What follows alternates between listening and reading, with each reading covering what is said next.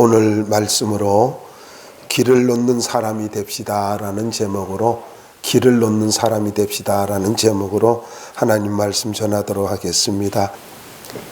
덴마크 코펜하겐에 바하라고 하는 젊은 공대생이 있었습니다. 이분이 예수를 잘 믿는 사람인데 지난날 자기 자신의 과거를 회상하면서 이렇게 말을 합니다. 어느 날 젊은 청년이 자기에게 와서 전도지를 건네주더라는 거예요. 너무 불쾌했답니다. 그래서 그 전도지를 받아가지고 쫙쫙 찢으면서 주머니에다 집어넣고 이렇게 말을 했다고 합니다. 당신은 왜 이런 걸로 사람을 괴롭히는 겁니까? 관심이 있으면 다 자기가 알아서 믿을 텐데. 그리고 돌아서서 가더라는 거예요. 근데 그렇게 돌아서서 갈 때에 이 젊은 청년이, 전도를 한 젊은 청년이 그 자리에 서서 아무 말도 못하고 눈물을 흘리면서 두 손 모아 기도를 하더랍니다. 눈물을 흘리며 기도하는 그 모습이 갑자기 자기에게 깊이 새겨지면서 양심의 가책을 느끼고 내가 너무 심했나 하는 그런 마음을 갖게 되었다라는 것입니다. 그리고 30분 후에 서재에 앉아서 이 바하가 도대체 뭔데 나한테 이렇게 전도지를 준 거지? 하고는 찢은 것을 가지고 다시 풀을 붙이면서 읽어봤답니다. 그런데 이게 웬일이에요? 다 읽기도 전에 그는 자기가 죄인인 것을 깨닫고 창조주 하나님이 나를 얼마나 사랑했는가를 깨닫고 그 자리에서 무릎을 꿇고 예수님을 구세주로 영접했다고 합니다. 여러분, 한 사람의 용기 있는 전도가 그리고 한 사람의 눈물의 기도가 한 인생을 바꿔놨습니다. 복음은 능력입니다. 우리가 가지고 있는 복음은 능력이에요. 하찮은 것이 아니에요. 하나님의 무한한 사랑이 담겨있는 그 십자가의 사랑, 그것은 바로 우리의 능력임을 잊지 말고 살아야 된다라는 것입니다. 본문은 빌립보서 본론의 시작입니다. 이제부터 빌립보서 본론이 시작되어지는 건데 바울의 고난으로 말미암아 놀라운 역사가 일어나는 것을 말씀해 주고 있습니다. 12절 보자고요. 거기에 내가 당한 일이 도리어 복음 전파의 진전이 된 줄을 너희가 알기를 원하노라. 진전이라고 하는 말이 있잖아요. 이거는 공병대 용어입니다. 군사 용어인데 무슨 말이냐면은 길을 놓는다, 미리 잘라 넘어뜨린다 이런 뜻입니다. 그러니까 군대가 진군하는데 방해가 되는 모든 장애물을 제거하고 길을 개척하여서 군대가 쳐들어갈 수 있도록 진군해 갈 수 있도록 만들어주는 걸 말하고 있습니다. 그래서 길을 잘 닦아 놓는 걸 말하고 있어요. 이 말이 왜 나왔느냐 하면은요, 로마의 가장 중요한 무기가 있다면 그것은 말이 이끄는 전차였습니다. 그래서 전차가 진군하기 위해서는 길이 잘 뚫려야 돼요. 길이 뚫리면은 로마 전차가 들어가서 그 지역을 점령했습니다. 당시 세계는 기병대도 없는 시대였고 돌칼과 청동기 무기를 가지고 있는 그런 시대였습니다. 그러니까 로마 전차 앞에서는 저들이 아무런 손을 쓸 수 없는 그러한 상황이었습니다. 그래서 로마가 전차를 가지고 앞세우고 들어가면은 이건 백전백승이었던 거예요. 그래서 로마가 정복한 나라는 어느 곳에든지 도로를 따라서 가다 보면 로마에 이르게 되어 있습니다. 그래서 모든 길은 로마로 통한다라고 하는 격언이 나온 겁니다. 길을 닦는 자들이 있었기 때문에.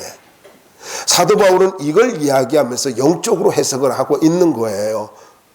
길을 만들면 로마의 영토가 되듯이 복음의 길을 만들면 하나님의 나라가 만들어지고 하나님의 나라가 확장되어진다. 이걸 지금 이야기하고 있는 것입니다. 그러면서 자기가 비록 영어의 몸이지만 로마 감옥에서 2년 동안 있지만은 자기는 이곳에서 뭐를 하고 있다고요? 바로 복음의 길을 닦는 자로 지금 생활을 하고 있다라는 거예요.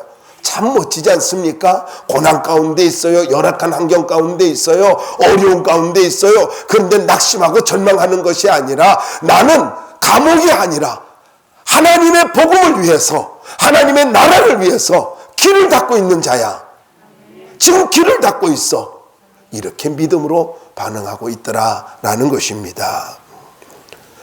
첫 번째, 이 말씀을 통해서 무엇이 복음의 진보를 가져왔느냐 하는 것입니다. 무엇이 복음의 진보를 가져왔느냐? 바로 고난이 복음의 진보를 가져왔습니다. 고난은 별로 좋지 않지 않습니까? 사도 바울은 빌립보 교회 성도들이 자기에게 일어나는 일들, 그리고 지금 로마 감옥에서 지금 고생하고 있는 것들, 이런 것들을 걱정하고 있는 것을 알고 깊은 사랑을 가지고 이야기하고 있습니다. 그 단어가 뭐냐면은 바로 형제들아라는 말입니다. 아델포이라고 하는 헬라어인데 형제들아 이렇게 말하고 있어요. 이게 무슨 말이에요? 그리스도 안에서 하나가 됨을 이야기하고 있는 거예요. 깊은 애정을 갖고 지금 하고 있는 말입니다. 좀 더 자세히 말씀드리면은 예수 그리스도의 십자가 복음으로 거듭난 하나님의 자녀들은 모두 다 주 안에서 형제들이다라는 것입니다. 하늘나라 가족이라는 거예요. 그래서 이렇게 형제들아라고 이렇게 부르면서 뭐라고 말하고 있습니까? 내가 당한 일이 이렇게 하고 있잖아요. 바울이 당한 일이 뭐예요? 바울이 당한 일이 복음의 진전을 가져왔대요. 바울이 당한 일은 로마 감옥에 갇혀 있는 것이지 않습니까? 사도 바울이 로마 감옥에 갇히게 된 이유가 어디에 있습니까? 예루살렘에 올라갔을 때에 말도 안 되는 이 거짓된 사람들 때문에 감옥에 갇히게 됐는데, 실제로는 예루살렘으로 올라갈 때에 말이죠, 거기에 선지자가 나타나서 이야기를 합니다. 2번이나 이야기를 해요. 내가 예루살렘에 올라가면 환난과 결박이 기다린다. 그러니까 가지 마라. 심지어 바울의 띠를 어디서 구해가지고 막 결박을 하고 이렇게 묶일 거야 하고 간절하게 이야기를 해요. 그러면서 울면서 붙잡습니다. 이 울면서 붙잡는 걸 보면서 사도 바울이 왜 너희들이 울면서 이렇게 내 마음을 힘들게 하느냐. 나는 사명이 있는 사람이다. 비록 환난과 결박이 기다린다 할지라도 나는 사명 때문에 예루살렘에 가야 돼. 그렇게 하고 간 거예요. 그래 갔더니 말도 안 되는 거짓말로 터무니없는 거짓된 증거로 고발을 당해가지고 생명의 위협을 당하기도 하고, 그런데 로마 시민권을 가지고 있어서 위기를 모면하고 있습니다.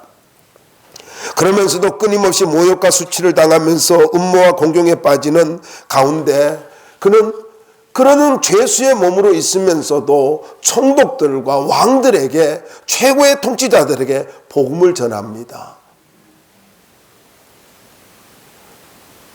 재판석에서 누가 주인인지 누가 주도권을 가지고 있는지 몰라요. 분명히 재판은 아그리파 왕이 하고 있습니다. 그럼에도 불구하고 여러 총독들이고 왕이 있었잖아요.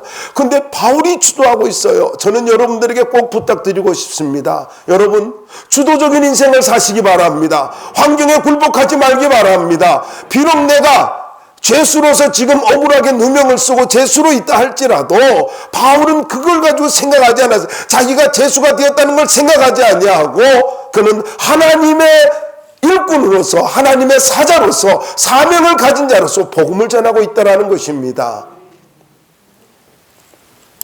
압송을 당하는 중에도 풍랑을 만나서 죽음의 문턱까지 이르렀습니다.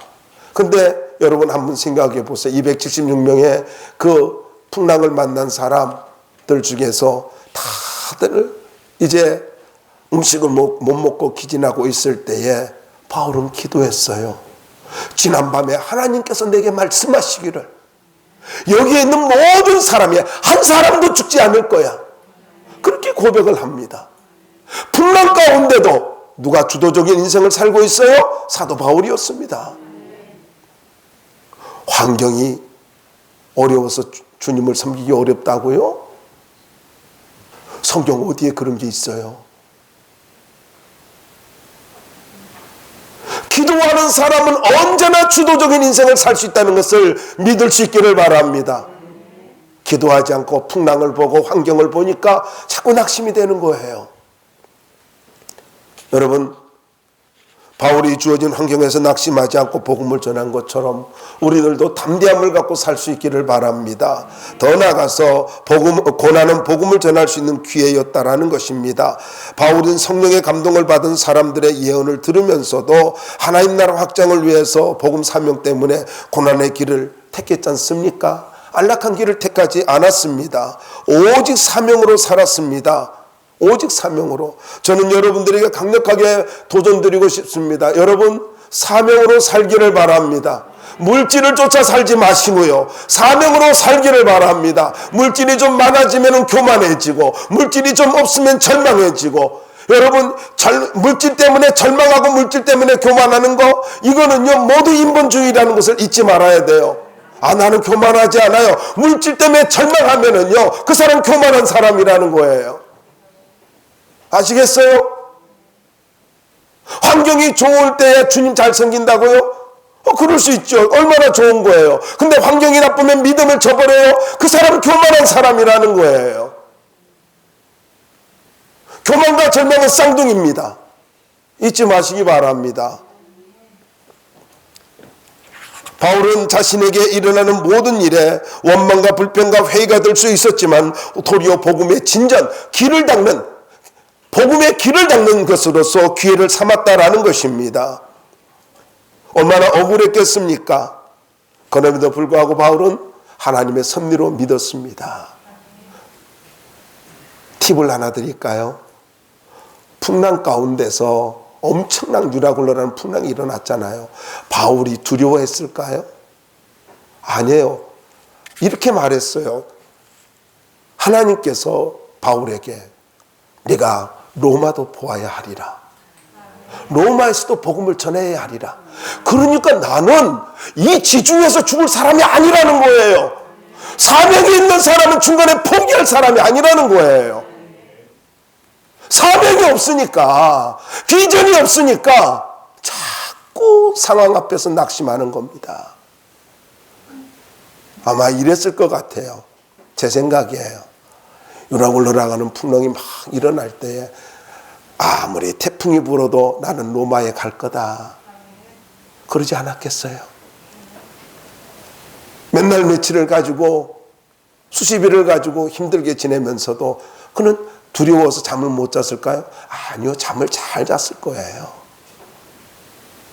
아멘. 다 안 하는구나. 여러분,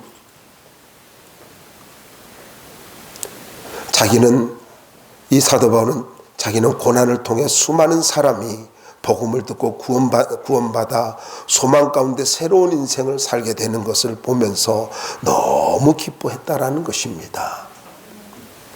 그래서 내게 일어나는 모든 일, 그것이 고난이든 축복이든지 간에 복음의 기회로 삼을 수 있기를, 주의 나라를 위해서 그리고 내게 주어진 사명을 감당할 수 있는 기회로 삼을 수 있기를 바랍니다.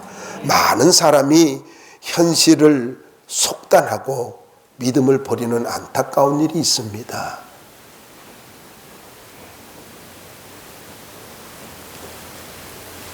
여러분, 이렇게 정리하면 어때요? 고난을 허락하신 하나님께서 축복도 허락하실 것이다. 이 믿음 가지면 되잖아요. 그리고 나를 나보다 더 잘하시는 하나님께서 나를 그냥 내버려 두시겠어요? 하나님의 계획이 있으니까, 하나님의 뜻이 있으니까 그걸 허락한 거지요. 우리는 또 어려운 사람을 보면 쉽게 판단합니다. 정죄합니다. 여러분 잊지 마세요. 판단은 하나님이 하시는 거예요. 내가 아니에요. 자꾸 마귀한테 쏘가가지고 자꾸 사람을 선악과를 먹어요. 그래가지고 선과 악을 자꾸 분별해요. 여러분 죄인이 무슨 선과 악을 분별합니까? 내가 죄인인데. 저와 여러분이 죄인이잖아요. 근데 뭘 그렇게 판단해요? 판단할 거 없어요. 판단을 하나님이 하시는 거예요. 왜 선악과를 먹은 것이 잘못이에요? 물론 하나님 말씀에 불순종하니까요. 그런데 보세요. 인간이 죄인이 어떻게 판단을 하냐는 거예요. 네가 죄인인데 어떻게 재판석에 앉을 수 있느냐는 거예요. 그게 문제라는 거죠. 우리는 판단하는 것이 아니에요. 판단은 하나님께 있습니다. 그걸 믿고 나도 나 자신에 대해서 판단하지 마세요. 내 자신에 대해서도 판단하지 말고 하나님의 섭리를 믿을 수 있기를 바랍니다. 고난을 통해서만 나의 사명을 이룰 수 있다면 고난 또한 감사의 제목일 것입니다. 다시 말씀드립니다. 하나님이 허락한 고난을 통해서만이 하나님의 계획이 이루어질 수 있고 내게 주어진 사명을 내가 감당할 수 있다면 그 고난은 고난이 아니라 하나님의 감사의 제목이고 고난이 선물일 수 있다라는 것입니다. 현실의 고난 때문에 원망과 불평과 낙심과 절망 속에 살고 있습니까? 반드시 기억해야 할 것은 하나님이 허락하지 않으면 그 어떤 것도 일어나지 않습니다. 그 어떤 것도 일어나지 않아요. 원망과 낙심과 좌절로 세월을 낭비하지 말고 판단으로 세월을 낭비하지 말고 복음으로 길을 닦으면서 사명을 감당하면서 내 인생의 가치를 높여가는 믿음의 사람들이 될 수 있기를 바랍니다. 고난은 인생의 가치를 높여주는 통로입니다. 그 사람됨을 만드는 것이 고난입니다. 다윗이 다윗됨이 어디에 있었어요? 10년의 고난의 세월이 있었기 때문입니다. 바울은 고난을 통해서 복음의 길을 닦는 자의 삶을 산 것처럼 바울이 우리도 고난이든 축복이든 사명을 가지고 믿음의 길을 닦는 복음의 길을 닦는 그러한 삶을 사는 사람이 되어야 할 것입니다. 그럼 두 번째로 어떻게 복음의 역사가 일어났습니까? 13절 한번 읽어주시기 바랍니다. 시작.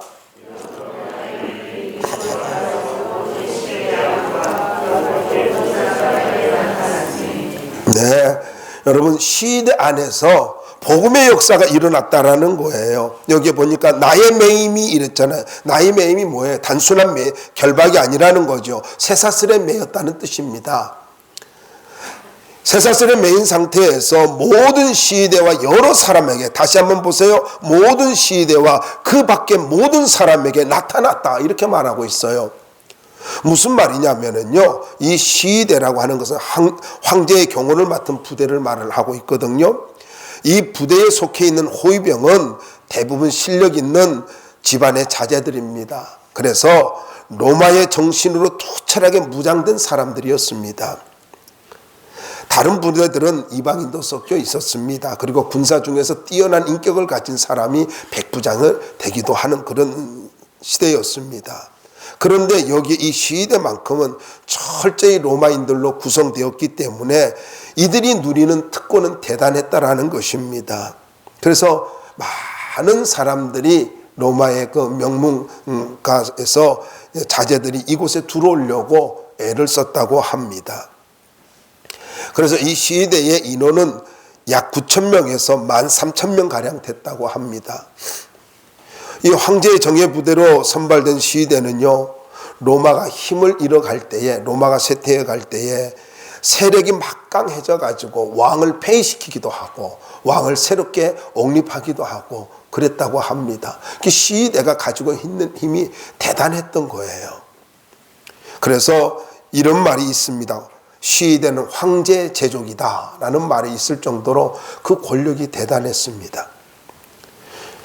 그런데 사도 바울은 이 시위대를, 로마의 시위대를 하나님의 정예 군사로 만들고 있습니다. 다르게 말하면 로마의 정예 군대를 하나님의 정예 군대로 만들고 있더라는 거예요. 무슨 말이냐면은 로마 사람들은 중죄수를 가둘 때에 간수 2명이 죄수의 양쪽 팔에다가 같이 손을 묶어가지고 옆에서 따로 서 있다고 합니다. 그리고는 또 앞에 보초 2명이 서 있는다고 합니다. 그러니까 4명이 이 죄수를 지키는 거예요. 그리고는 6시간씩 이렇게 죄수와 함께 있는데, 그러면은 24시간을 지켜야 되니까 4번을 가지고 해야 되니까 4명씩 4번 교대를 하면은 하루에 16명이 바울 곁에 있는 거예요. 아니, 얼마나 사도 바울이 좋았겠어요. 전도도 하러 나갈 판인데 데리고 자기들이 알아서 오잖아요. 얼마나 감사한 일이에요. 매일 교대하는 군사가 만약에 다른 사람이라고 한다면은 제가 한번 계산을 해봤습니다. 1일이면 16명이고 한 달이면 480명이고 1년이면 5760명이고 2년이면 11,520명이나 된다고 합니다. 그렇게 계산해요. 그러니까 앉아가지고 2년 동안 11,520명을 가지고 전도한 거예요. 13,000명 정도 되는 사람들, 거의, 그러니까 시대의 거의 모든 사람들에게 13,000명이 시대라고 했잖아요. 9천에서 13,000명. 그래서 여러분 다시 한번 말씀을 보자고요. 13절에 보면은 이런 말씀이 있지 않습니까? 13절 다시 한번 보세요. 다시 한번 읽어볼까요? 시작. 이러므로 나의 매임이 그리스도 안에서 모든 시대 안과 그 밖에 모든 사람에게 나타났으니. 이게 무슨 말이냐면은요, 이렇게 엄청난 황금 오장이 어디 있겠습니까? 사도 바울이 생각할 때는 자기는 너무나 엄청난 황금 오장이에요. 그리고 대단한 사람들이지 않습니까? 이 사람들에게, 사회고위층에 있는 이 사람들에게 복음을 가지고 전할 수 있었단 말이에요. 뿐만 아니라 복음을 전하면서 특별히 이 시대에 관계된 사람들에게도 복음을 전했을 것이고, 그리고는 그 밖에 면회 온 사람이라든가 아니면은 이 사람들 그 시대 군인들을 만나러 온 사람이라든가 뭐 여러 사람들이 있었을 거 아니에요. 그래서 여러분이 말씀을 보시면은 이런 말씀이 있는 거예요. 그 밖에 모든 사람에게, 이런 말이 있어요. 그러니까 엄청난 말인 것입니다. 이 짧은 한 구절 속에 2년 동안 어떤 일이 있었느냐, 수많은 복음의 역사들이, 수많은 사람들이 구원받는 역사들이 일어났다라는 거예요. 한번 생각해 보세요. 로마의 정신으로 가득 찬 자존심 많은 이 사람들, 교만이 하늘을 찌를 듯 높았던 그런 권력을 갖고 있는, 특권을 누렸던 그런 사람들입니다. 그런데 이 사람들이 변화되었고 있다라는 거예요. 이들이 구원받았다는 거예요. 여러분, 무엇을 이야기하고 있습니까? 바울은 로마의 정예 부대를 보면서 하나님의 정예 부대로 만들고 있는 것이고, 그리고 자기의 고난이 하나님에서 보이지 않지만은 복음을 전하라고 하는 놀라운 손길이라는 것을 알았다는 거예요. 죄수가 아니라 감옥에 있기 때문에 내가 고난당하고, 감옥에 있기 때문에 내가 정말로 운이 없고, 정말 거짓된 증인을 했던 고발을 했던 그 악한 인간 나타나지도 않고, 예루살렘에서부터 그렇게 해놓고 자기는 없어져 버렸거든요. 누군지도 모르지만은요. 근데 그 악한 인간 때문에 원망, 불평, 낙심하지 않고요. 그 악한 인간도 하나님이 악한 날에 악인을 적당하게 만드는 것처럼요, 하나님이 그 악한 사람을 통해서 하나님의 계획을 이루어 가고 있더라는 거예요. 그러므로 여러분, 내게 일어나는 모든 일들을 통해서 낙심하고 원망하는 것이 아니라 하나님의 보이지 않는 손길이 무엇인가를 생각할 수 있어야 된다는 거예요. 그거예요. 속단하지 마십시오. 현상에 속지 마십시오. 모든 현상은 보이지 않는 하나님의 마스터 플랜이 있습니다. 바울은 고난으로 인해 로마가 복음화되는 길을 닦는 그런 사명을 감당한 것처럼 여러분 믿음으로 반응하면은 길을 닦는 자의 삶을 살 수가 있습니다. 아, 저 사람은 어떤 일이 있어도 기도하는 사람이더라. 저 사람은 어떤 일이 있어도 믿음으로 사는 사람이더라. 그러면은 하나님의 나라가 열리기 시작하는 거예요. 길이 닦여지는 거예요. 적당히 타협하며 살지 마십시오. 하나님 살아계십니다. 하나님 살아계신다고 쉽게 불평하고 쉽게 원망하지 말고요. 하나님 앞에서 늘 믿음으로 반응할 수 있기를 주의 이름으로 축원합니다.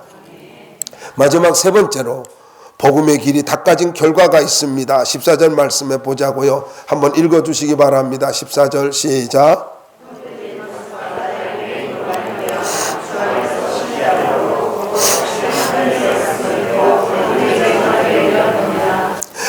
여기에 보면은 절대 다수가 바울을 신뢰하고 도전을 받았다는 것입니다. 여기 다수, 형제 중 다수가 라는 말이 있잖아요. 이 다수라고 하는 말은 절대 다수를 말을 하고 있습니다. 그러니까 이 최상급으로 쓰여진 거거든요. 많은 사람들이 바울의 이 모습을 보는 거예요. 시대가 변화되고 있대. 그 로마의 교만하고 그리고 권력을 가진 자들이 바울을 지키는 그 보초들이 전부 다 변화되고 있대. 그리고 많은 사람들이 바울을 만난 사람들이 복음을 듣고 변화되고 있대. 이 소문이 나게 된 거예요. 그래가지고 뭐라고 말하고 있어요? 거기에 14절 보시면은요, 나의 매임으로 말미암아 주 안에서 신뢰함으로 바울을 신뢰하게 되었다라는 거예요. 여러분, 이 바울을 신뢰함으로 인해서 믿는 자들이 변화되기 시작합니다. 믿는 자들이. 특별히 14절에 다시 한번 보십시오. 절대 다수가 더욱 담대히 전하게 되었느니라. 주 안에서 신뢰함으로 그들이 누구야? 형제 중 다수가, 형제 중 절대 다수가, 그러니까 믿음의 사람들이죠. 믿음의 사람들이 담대하게 되었대요. 신뢰하고.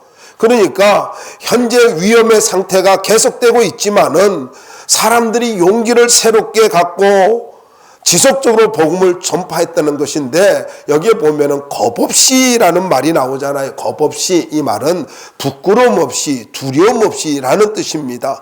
그러니까 이 성도들이 바울의 상황을 바라보면서 부끄러움이 없는 성도들로 변화됐다는 거예요.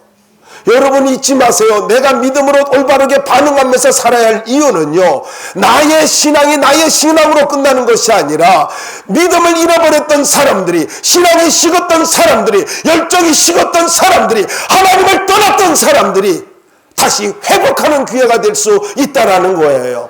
그래서 우리는 믿음으로 살아야 되는 거예요. 사도 바울이 뭐라고 말하고 있습니까? 로마서를 볼 것 같으면은 할 수만 있으면은 로마에 있는 너에게도 복음을 전하기를 원하노라. 무슨 말이에요? 로마가 열정이 식어졌어요. 복음의 뜨거움이 사라져버렸어요. 첫사랑이 식어버렸다고요. 주를 향한 믿음이 사라져가고 있었다고요. 그런데 이 로마 그 감옥에 갇혀있는 사도 바울로 인해서 시대가 변화되고 수많은 사람들이 변화되어지니까 저들이 부끄러움 없는 사람으로 변화되기 시작했더라는 거예요. 여러분에게 강력하게 도전드립니다. 여러분의 믿음은 여러분의 믿음의 것이 아닙니다. 여러분 혼자의 믿음이 아니라는 거예요. 그것은 다른 사람을 세울 수 있는 능력인 것입니다. 여기 겁없이라는 말을 부끄러움 없이 두려움 없이라는 뜻이라고 했잖아요. 다르게 말하면은 소심했던 사람을 담대하게 만들었다는 거예요.